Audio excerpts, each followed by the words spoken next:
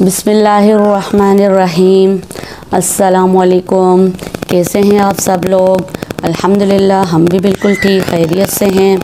असल में ये वीडियो, ये हमारा छोटा सा सहन है, वहाँ बैठ के बना रही हूँ। बाहर काफ़ी शोर तो आएगा, लेकिन अंदर लाइट नहीं है और रोशनी का मसला है। रोशनी इतनी अच्छी है नहीं तो वीडियो भी अच्छा नहीं बनता। तो मैं आपको आज स्टॉक भी दिखाऊंगी, न्यू स्टॉक जो मैंने डिस्पैच तो माशाल्लाह से काफ़ी सारा हो चुका है। अब ये कुछ कस्टमर्स का हैं जो मुझे स्टिच करवाने हैं, और कुछ ये एक सूट है, ये तो मेरे एक ख़ास हैं उनके लिए भेजना है, उनका ऑर्डर है। इसका भी मैं आपको ओपन करके दिखाऊंगी। ये तो बहुत ज़बरदस्त चीज़ लगी मुझे, इतना कोई खूबसूरत इसका दुपट्टा है, इसका स्टफ़ है, बहुत ज़बरदस्त है। गुलजी तो वैसे भी बहुत ज़बरदस्त स्टफ़ बनाता है ना, तो मैंने कहा आप लोगों को फिर से जो स्टॉक मेरे पास डिस्पैच हुआ है, न्यू कलेक्शन जो भी हमारे पास अभी आई थी, उसके भी आपको थोड़े से ओवरव्यू दे दूँ। जो नए कस्टमर्स हमारे साथ जुड़ रहे हैं उनको भी मालूम हो जाए कि स्टफ़ क्या है, हमारे पास चीज़ कौन सी अवेलेबल होती हैं, और थोड़ी बहुत फिर दिल की बातें भी जो मैं करती हूँ वो भी कर लेंगे। और ये भी है VS वालों का अनमोल, ये भी आया था अभी, ये तो बस कल ही आई थिंक मैंने अपडेट इसकी चलाई थी। तो और ये मैंने सबसे पहले तो मैं सोच रही हूँ कि ये आपको गुलजी का ये दिखा दूँ, और उसके वैसे मैं अलग से बातें करती हूँ, सूट फिर मैं बाद में दिखाती हूँ, लेकिन अब मैंने सोचा है कि वीडियो ज़्यादा लंबी ना हो जाए, तो साथ साथ बातें भी करेंगे और स्टॉक भी मैं आपको शो कराती जाऊँगी। ये था गुलजी लीलन कलेक्शन का सोहो वॉल्यूम था, अनस्टिच्ड लीलन इसका स्टफ़ था। और ये देख लें, ये स्टफ़ इसका लीलन है, ये इसकी मॉडल पिक्चर। वैसे मुझे आसान रहता है ना वीडियो बनाना, जैसे मैं ट्राइपॉड पे रख के बनाती हूँ, लेकिन अब लाइट के इतने मसले हैं, क्या करें। इसकी ये देखें शॉल टाइप का ये दुपट्टा, ये देखें, ये बनारसी, सिंधी में या उर्दू में तो हम ये बनारसी भी बोलते हैं इसको, ये जैकार्ड भी बोलते हैं। ये इस तरह ये पूरा एक साइड बॉर्डर आ रहा है, और ये पूरी ये देखिए ये लाइनिंग्स, ये भी पूरी ये गोल्डन ये यहाँ पर ये लाइनिंग्स है, ये पूरी गोल्डन लाइंस बनी हैं। ये बहुत खूबसूरत लगा वॉल्यूम मुझे इसके। अभी आएंगे इसके और भी गुलजी के बहुत ज़बरदस्त वॉल्यूम आएंगे। अगर किसी ने ये वॉल्यूम मिस कर दिया है तो नेक्स्ट में से आप लोग ऑर्डर कर दीजिएगा। और इसकी एक और ख़ास बात ये है, तो पूरा फ्लोरल प्रिंट पर और ऑल ओवर पर ना, ये पूरा 3 मीटर का ये कपड़ा दिया हुआ है, ये देखें। लेकिन इसमें जो ख़ास बात है ना वो ये है, ये देखिए डोरिया लीलन है ना, जैसे डोरिया लॉन आई थी, ये इधर लाइंस बनी हैं छोटी छोटी इस तरह लाइंस, और ये आगे ये पूरा डिजिटल प्रिंटेड, बहुत ही खूबसूरत।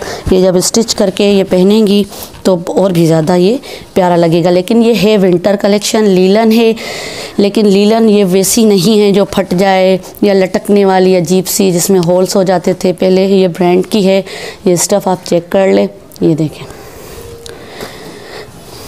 उस दिन मुझे YouTube पर एक दो बहनें आई मेरे पास, आई नहीं मतलब रिकमेंडेशन में उनके YouTube चैनल्स आए, तो उनकी मैंने बातें सुनी, मुझे बहुत अच्छी लगी। एक तो हैं, मैं उनकी लिंक कोशिश करके इधर डिस्क्रिप्शन में इधर नीचे दे दूँगी, आप लोग भी उनके चैनल ज़रूर सब्सक्राइब कर लीजिएगा, क्योंकि हमारी नीयत सिर्फ ये नहीं है कि हम शाउट आउट के लिए इतने सारे किसी से पैसे लें, या मतलब आजकल जो ये ट्रेंड बना हुआ है दूसरों के बड़े बड़े यूट्यूबर्स के नाम लेकर लोग फेमस हो रहे हैं। बड़े बड़े यूट्यूबर्स के नाम लेकर बहाना तो उनका है कि हम उन पर रिएक्शंस दे रहे हैं, वो गलत काम कर रहे हैं, बेहयाई फैला रहे हैं, हम उसको रोकने के लिए कर रहे हैं। हालांकि उनकी नीयत 100% व्यूज़ की है कि हमारे व्यूज़ ज़्यादा आ जाएं। ख़ुद तो वो पहले व्लॉगिंग वगैरह स्टार्ट कर रही थी, लेकिन उनके चैनल्स पे अच्छे व्यूज़ नहीं आ रहे थे। फिर उनको एक आइडिया आज आ गया कि चले भैया बड़े यूट्यूबर्स के नेम लिख के थंबनेल वगैरह में यूज़ करके फिर हम उनके नाम से ख़ुद का चैनल भी ग्रो कर लेंगे। और फिर ग्रो उनका हो रहा है, क्योंकि अब जिनके मिलियंस में फॉलोअर्स हैं उनके बारे में ये थंबनेल्स लगाती हैं, तो ऑलरेडी वो, जैसे मैं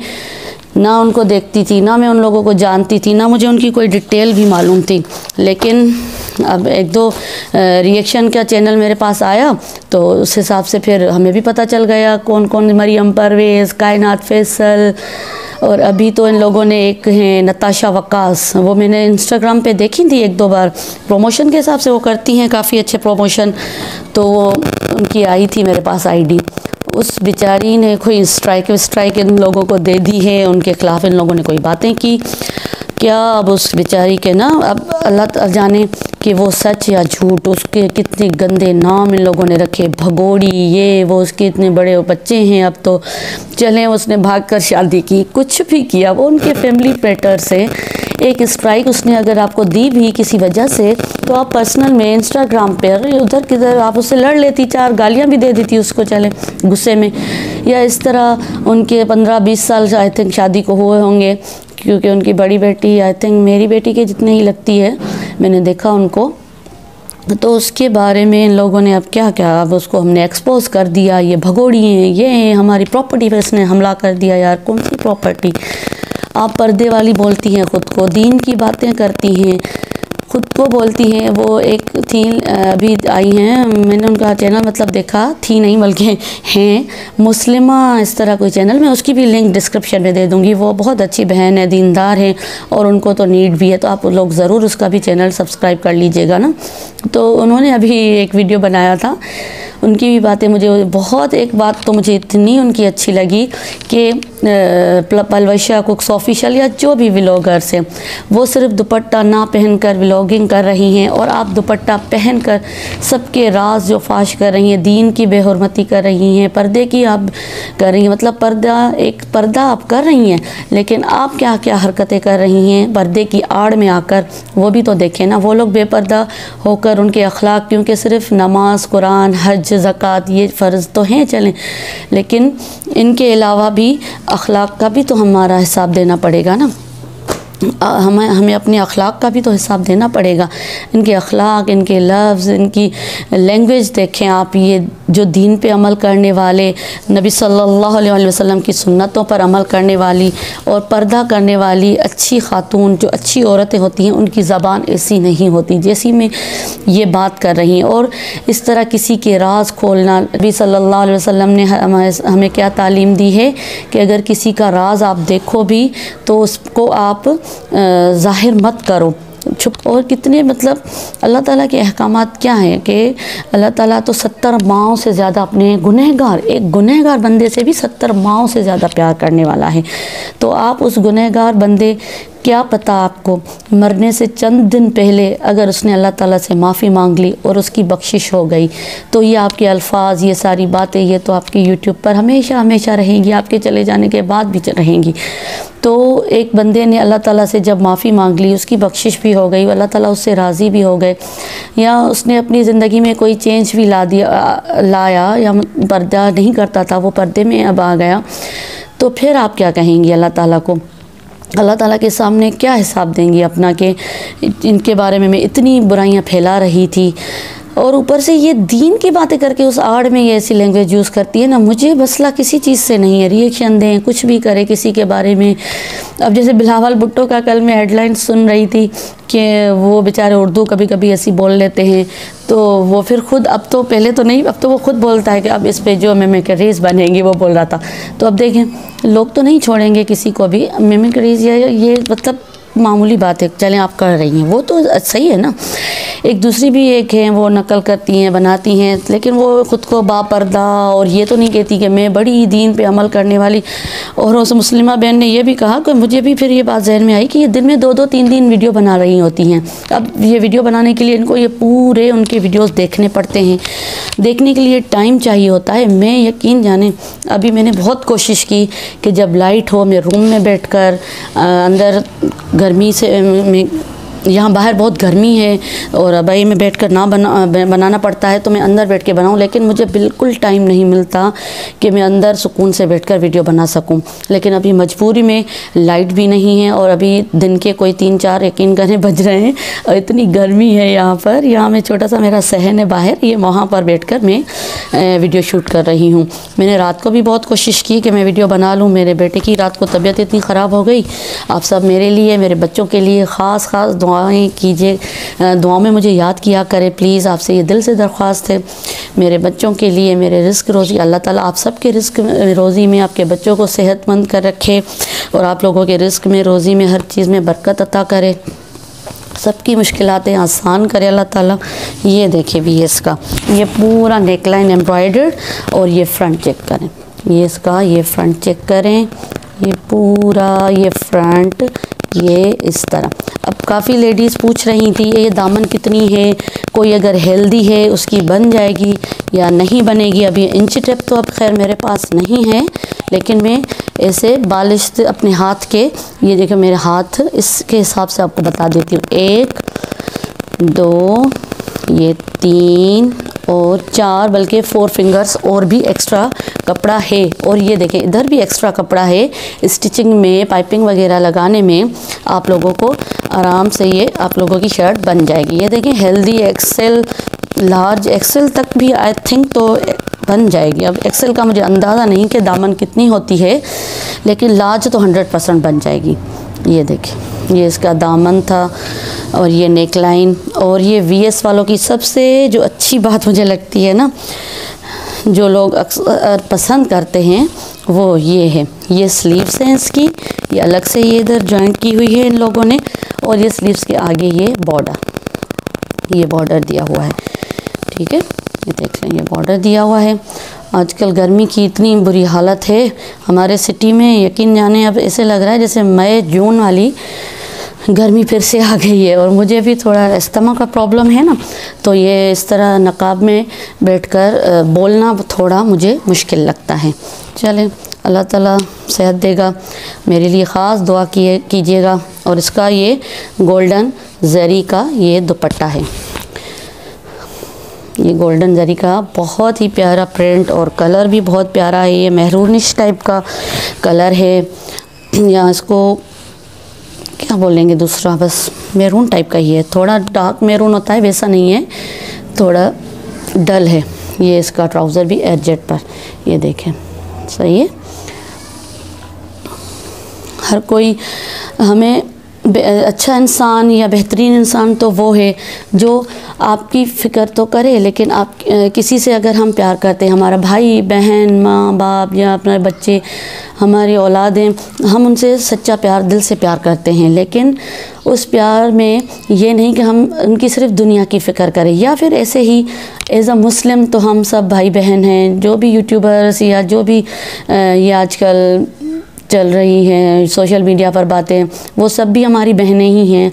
उन सब बहनों की भी अगर आप दुनिया की फ़िक्र कर रही हैं या उनकी आखिरत की, सबसे बेहतरीन तो वो इंसान है जो किसी को मोहब्बत में उसकी सिर्फ दुनिया की फ़िक्र ना करे बल्कि उसकी आखिरत की भी फ़िक्र करे ना। तो अगर आप उनकी दुनिया की तो चलें वो ख़ुद बेचारी कर रही हैं, आखिरत की फ़िक्र कर रही हैं, तो ये कौन सा तरीका है आपका आखिरत की फ़िक्र करने का।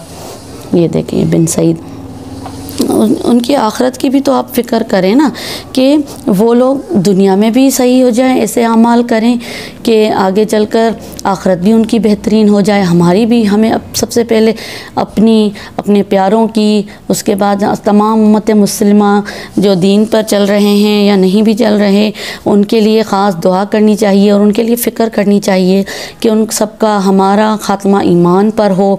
और जब हम मरें तो इस हाल में ना मरें कि किसी के दिल में हमारे ख़िलाफ़ कोई नफ़रत हो, कोई ऐसी चीज़ हो कि वो हमें माफ़ भी नहीं कर सके। दुनिया में तो क्या आखिरत में भी वो हमसे उस चीज़ का जाकर हिसाब ले। कैसी कैसी बच्चियों के आप लोग राज खोल रही हैं, 15-15 20-20 साल पुराने उनके राज, जो मेरे अगर होते कोई इस तरह सोशल मीडिया पर आकर खोलता तो मुझे तो यकीन जाने कितना ज़्यादा दुख होता। और कम से कम ये तो सोचे उनके कितने फैमिली मेम्बर्स होंगे, उनके ससुराल वाले होंगे, उनके अपने भाई बहन होंगे, वो लोग अगर ये वीडियो देखेंगे आपकी तो उनके फैमिली पर, उनकी ज़िंदगियों पर कितना असर पड़ने वाला है। एक स्ट्राइक तो ही दी थी ना, आपका कोई 50 लाख मिलियन फॉलोअर्स का चैनल नहीं था, और जबकि आपको उस स्ट्राइक से मुकाबला करना भी अच्छी तरह आ रहा है, आप उनसे लड़ रही हैं उस तरह से भी। तो फिर टेक्निकली आपको आ रहा था कि मैं स्ट्राइक का कैसे जवाब दूँ उनको, तो फिर फिर भी उनके बारे में आकर ये भाग के शादी करने वाली थी, ये ऐसी थी। और वो मुस्लिमा बहन भी ये बता रही थी ना, मुझे भी ये जहन में बात आ रही थी कि यकीन जाने इतनी सारी ये यूट्यूबर्स काम कर रही थी, क्या क्या काम कर रही थी, हम तो इनको जानते भी नहीं थे। सिर्फ ये चंद जो रेमेडीज़ वगैरह के वीडियोस बनाती थी उनको मैं जानती थी, इसलिए कि मैं वो देखती थी।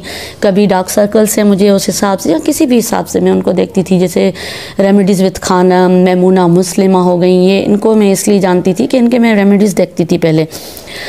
उसके अलावा ये कायनात फैसल, ये तो मतलब एक तरीके से उनका शाउट आउट ही दे रही है ना। ये डॉक्टर अफ़ान कैसर के बारे में बोल रही थी कि इन्होंने बाबा फूड पता नहीं कोई ऐसा चैनल है उसका शाउट आउट दिया, ये दिया, क्यों दिया, ये मुनाफिक हुए, ये हुए।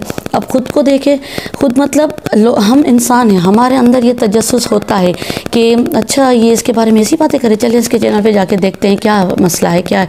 क्योंकि बहुत सारे लोग वेले फ्री बैठे हैं घरों में, काम ना काज, उनके पास हाथ में मोबाइल होता है, अब वो फिर जाकर उनका चैनल विज़िट करते हैं। या तो आप उल्टा बुराई को रोकने से बुराई को तो बढ़ा रही हैं, फैला रही हैं, जिनको तो ये मालूम भी नहीं कायनात फैसल कौन है, मरियम परवेज़ कौन है, नताशा वक्कास कौन है। मैं खुद सोचती हूँ ये पता नहीं कौन कौन सी यूट्यूबर्स के नाम लेती है, मैंने तो कभी देखी भी नहीं होती, तो ये कौन है। उल्टा ये आप शॉर्ट आउट ही दे रही है ना उनको कि जाएं भाई इनके चैनलों पे जाके देखें ये चीज़ हो रही है। पलवशा के चैनल पे जाके देखिए, आज पलवशा ने ये किया वो किया। आप चलें एक बार रिएक्शन दे दिया भाई, उनकी जान छोड़े नहीं भाई, जान नहीं छूटने वाली उनकी अब। और ऐसे ऐसे ऐसे ऐसे पॉइंट्स उनके निकालती हैं, मैं तो खुद परेशान सोचती रहती हूँ कि अल्लाह ताला ही इनको हिदायत दे, ये कहाँ से इनकी ये सोच आती है। वो एक बहन बोल रही थी ना कि हर पॉजिटिव बात को भी बिल्कुल ऐसे ही है जैसे माइक्रोस्कोप में से देख के उसमें से नेगेटिविटी निकालनी होती है इनको। और इतना ये नेगेटिव बोलना, ऐसी ऐसी लैंग्वेज यूज़ करना, किसी के नाम इस तरह लेना, किसी का इसने बगोड़ी नाम रखा हुआ है, किसी ने लंगूटू रखा हुआ है, किसी ने पल्लो रखा हुआ है, मासी रखा हुआ है, इतनी बड़ी बड़ी लेडीज़ का नाम इतने बिगाड़ कर, ये कौन सा दीन है। ये दीन मुझे इनका समझ नहीं आता। इस दीन के बारे में थोड़ा आप हमें भी समझा दें कि ये आप कौन से दीन पे चल रही हैं और सबको किस बात की तलकीन कर रही हैं। आप कम से कम आप दीन का आइंदा नाम ना लिया करें कि मैं हमारे दीन में ये जायज़ नहीं, हमारे दीन में वो ये लोग कर रही हैं जो ऐसा है वैसा है। आप ख़ुद को तो देखिए, सबसे पहले तो हमें अपने गिरेबान में देखना पड़ता है ना कि हमारे अमाल कैसे हैं। उसके बाद अपने करीब के, अपने प्यारों के, अपने आस पड़ोस हर चीज़ को हमें देखना पड़ता है। उनके अमालों की अगर हमें फ़िक्र है तो हम उनको दुरुस्त करने की कोशिश करते हैं। मेरे बच्चे हैं, मेरे औलाद हैं, मैं उनको भी अगर बोलूँगी तुम लोग ऐसे हो नेगेटिव तरीके से, मतलब आप किस तरह के एजुकेटेड है। जो पहले के दौर में चले हमारी माएँ होती थी, हमें 2 थप्पड़ मार के भी हमें बोलती थी भाई नमाज़ पढ़ो, मार के भी बोल देती। आजकल देखिए क्या दौर आ चुका है कि हम अपनी औलाद को भी अगर 2 थप्पड़ मारेंगे तो बस क्या, अल्लाह ताला ही सबके बच्चों को नेक साले करे। लेकिन फिर एजुकेटेड इंसान जो है वो बच्चों को जानता है कि हमें किस तरह हैंडल करना चाहिए। उनको प्यार से, मोहब्बत से हम दीन की तरफ लाते हैं तो वो आते हैं। अगर हम बच्चों को भी डांट के ऐसे बोलते हैं भाई नमाज़ पढ़ो, उठो, ये वो, बस उनका सर खा जाएंगे। तो बच्चे अगर नमाज मुश्किल से, मौलाना तारिक जमील का एक दिन में दर्स सुन रही थी, वो खुद अपने बारे में बता रहे थे मौलाना तारिक जमील साहब कि मेरे अब्बू इतने सख्त होते थे, इतने सख्त होते थे कि मैं गालिबन उनकी एज तो मुझे याद नहीं, वो किस एज की बात बता रहे थे, मतलब छोटी एज की बता रहे थे, 11-12 साल इस तरह के, कि मेरे अब्बू के डर से मैं बग़ैर वज़ू के मुसल्ले पे खड़ा होकर नमाज़ पढ़ लिया करता था कि चले मेरे अब्बू को पता चल जाए कि मैंने नमाज़ पढ़ ली। ये हालत होती है। अगर हम इस तरह अपने बच्चों को भी कहेंगे तो वो नमाज मुश्किल से चले पढ़ भी लेंगे, लेकिन उनके दिल में हमारा प्यार, हमारा मोहब्बत नहीं रहेगी और दीन से भी उनकी वो मोहब्बत, वो जज्बा नहीं रहेगा, बल्कि वो जैसे गन पॉइंट पे किसी से कोई काम कराना हो गया ना, वो होता है। तो आपका ये कौन सा तरीका है किसी को दीन पर लाने का, किसी को अच्छी बातें बताने का, किसी को ये बताने का कि आप ये जो काम कर रही हैं ये सही नहीं है, शरीयत दीन के ख़िलाफ़ है, आप इस तरह नहीं, इस तरह करें। ये तो आपका तरीका बिल्कुल गलत हुआ, बिल्कुल, बल्कि उनका दिल ख़राब करने का वाला तरीका हो गया। ये बिन सईद के 3 पीस थे।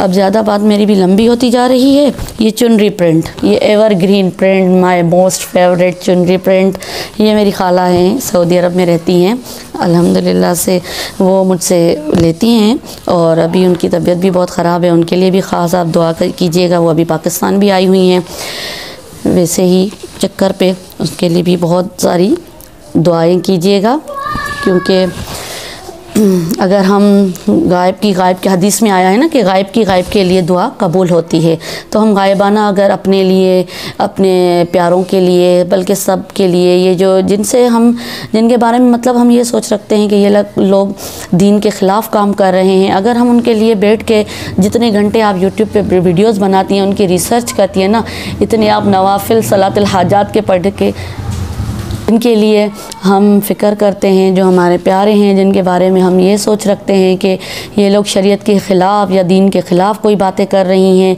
उनके लिए हम जितनी देर ये बैठ के रिएक्शन दे रही होती हैं, जितनी देर बैठकर ये उनकी रिसर्च, उनकी जांच कर रही होती हैं, इतनी देर अगर ये सलातुल हाजात के 2 नफिल पढ़ कर उनके लिए दिल से दुआ कर लें ना, तो शायद ये बुराई दुनिया से ही ख़त्म हो जाए, बल्कि हमारे मुल्क से तो इनका नामो निशान भी ख़त्म हो जाए। बस अल्लाह ताला हिदायत दे हम सबको, आप सबको।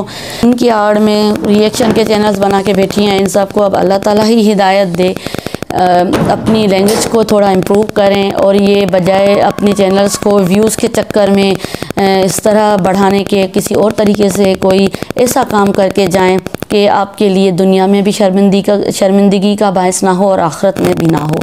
मुझे भी ख़ास दुआओं में याद कीजिएगा, मेरे बच्चों को भी, आप सबको भी अल्लाह ताला अपने अपने घरों में खुश रखे, आबाद रखे, आप लोगों के रिस्क में, कारोबारों में बरकत दे, और हमारा ख़ात्मा बिल ईमान, ख़ात्मा बिल खैर करे। आज के लिए इतना ही। अल्लाह हाफ़िज़।